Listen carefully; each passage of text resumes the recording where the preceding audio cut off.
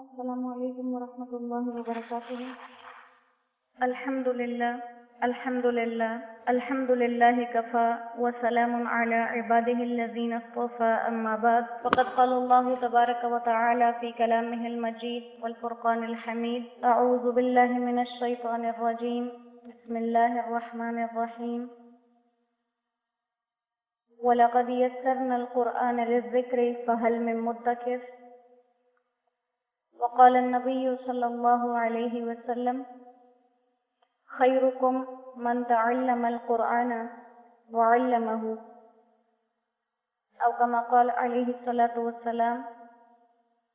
اللهم صل على محمد وعلى آل محمد كما صليت على إبراهيم وعلى آل إبراهيم إنك حميد مجيد اللهم بارك على محمد وعلى آل محمد كما باركت على إبراهيم وعلى آل إبراهيم إنك حميد مجيد رب اشرح لي صدري ويسر لي أمري واحلل عقدة من لساني يفقه قولي رب يسر ولا تعسر وتمم بالخير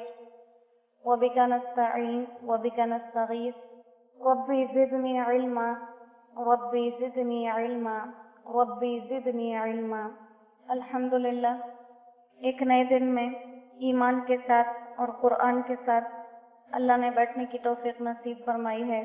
اور یہ یقیناً اس کی توفیق سے ہی ہوتا ہے۔ انسان اپنی مرضی سے اپنی خوشی سے نہیں کر سکتا۔ اللہ کا ارادہ جب تک نہ ہو کہ کوئی انسان اسے یاد کرے تو انسان اپنے ارادوں سے اللہ کو یاد نہیں کر سکتا۔ کبھی کبھی ہم دیکھتے ہیں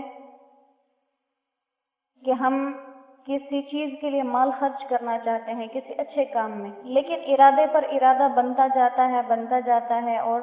مال خرچ نہیں ہو پاتا۔ اسی طرح کسی اور نیک کام کا ارادہ کرتے ہیں لیکن کسی نہ کسی وجہ سے وہ کام ٹلتا رہتا ہے، انجام نہیں ہو پاتا۔ اور کبھی یوں ہوتا ہے کہ بغیر ارادے کے، بغیر سوچ بچار کے ہم سے کوئی اچھا کام اچانک ہو جاتا ہے، تو یہ اس خالق کائنات اور مالک کائنات کے کام ہیں کہ جس کو چاہے، جب چاہے، جیسے چاہے اپنے سامنے اپنی یاد کے لیے بٹھا دے۔ تو 24 گھنٹوں کا ایک لمحہ بھی جس میں ہم صرف ایک دفعہ اس کا نام بھی لے کر اسے یاد کر لیں تو اس پر ہم جتنا اللہ کا شکر کریں کم ہے، کیونکہ ہم بار بار یہ بات کہتے ہیں، سنتے ہیں، دیکھتے ہیں، پڑھتے ہیں، انسان وہی اللہ کو یاد کر سکتا ہے جسے اللہ نے پہلے یاد کیا۔ تو گویا اگر ہم دن میں ایک دفعہ بھی اللہ کا نام لیتے ہیں اس پر شکر کہ 24 گھنٹے میں ہمارے مالک نے ہمیں ایک دفعہ تو یاد کیا، اور اس یاد کرنے کی توفیق کی وجہ سے اس نے ہمیں یہ توفیق عطا فرمائی ہے کہ ہم اس کو یاد کر سکیں۔ انسان اپنی دنیا کی زندگی میں کامیابی چاہتا ہے، اور اس کی نظر میں کامیابی یہی ہے کہ وہ ہر لمحہ، ہر وقت مال اور دولت کے اکٹھا کرنے کے چکر میں رہے، جائیدادیں بنانے کے چکر میں رہے، گھر بنانے کے چکر میں رہے، اپنی اولاد کے لیے سہولتیں اکٹھی کرنے کے چکر میں رہے۔ اور یہ ہمارا عام مشاہدہ ہے، والدین محنت مشقتیں اٹھاتے ہیں،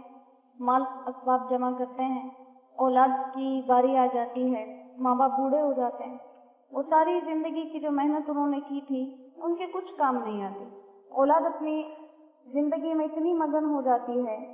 کہ ماں باپ کی وہ محنتیں مشقتیں بھول جاتی ہیں، پھر اولاد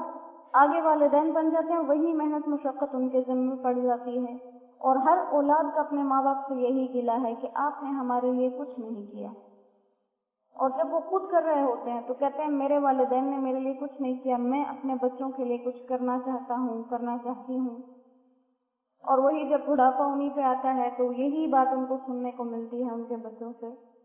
کہ آپ نے تو ہمارے لیے کچھ نہیں کیا، ہم اپنے بچوں کے لیے ضرور بہت کچھ کریں گے۔ اور اسی غفلت کے اندر اور اسی مال اسباب کے چکر کے اندر موت آتی جاتی ہے ہر انسان کی، ہر انسان دنیا سے گزرتا جاتا ہے، اور وہاں جا کے آنکھیں کھل جاتی ہیں کہ کرنا کیا چاہیے تھا، کر کے کیا ہے۔ عبد الملک بن مروان یہ خلیفہ گزرے ہیں، اور خلفائے راشدین کے بعد ایسا دور آیا خلفاء کا، وہ ایسے امیر بنتے تھے، وہ ایسے حکومت والے بنتے تھے کہ خلفائے راشدین کی جو زندگیوں کا اثر تھا وہ ان کی زندگیوں میں نہیں ہوتا تھا اتنا۔ تو عبد الملک بن مروان نے بہت دنیا سمیٹی، بہت دنیا اکٹھی کی، بڑے محلات بنائے، بہت کچھ بنایا، اور ان کی والدہ انہیں اس بات سے منع کرتی تھی۔ جب دنیا سے جانے کا وقت آیا، والدہ پاس آئیں تو والدہ نے پوچھا کہ بیٹے کیا کیا؟ تو جواب دیا کہ جو آپ کہتی تھی وہ بالکل صحیح کہتی تھی، اس دنیا کے پیچھے لگا رہا، یہ چھوڑ کے جا رہا ہوں، جہاں جا رہا ہوں وہاں کے لیے کچھ کیا نہیں۔ تو اللہ ہمیں ایسے حسرت سے بچائے کہ یہاں ہم ایسی زندگی گزار کے جائیں کہ ہر وقت دنیا کے لیے تھکتے رہیں اور اسی تھکن میں قبروں میں چلے جائیں، وہاں جا کے معلوم ہو کہ اب ابدی تھکن ہے، اب تو سکون ہے ہی نہیں۔ تو اللہ ہمیں ایسی بے سکونی سے بچائے۔ یہی ہے آج کی سورہ تکاثر اور اس کا مضمون اور اس کا پیغام، اور اللہ ہمیں یہ پیغام ہماری زندگی میں دے رہے ہیں کہ مرنے سے پہلے پہلے جاگ جاؤ اور یہ پیغام سن کر اس پر عمل کرو، کہیں تمہارے ساتھ بھی ایسا نہ ہو جائے۔ اللہ ہم سب کو اپنے حفظ و امن میں رکھے، اس پاک سورت کا یہ اثر ہمارے دلوں پر اتار دے، ہمارے اعمال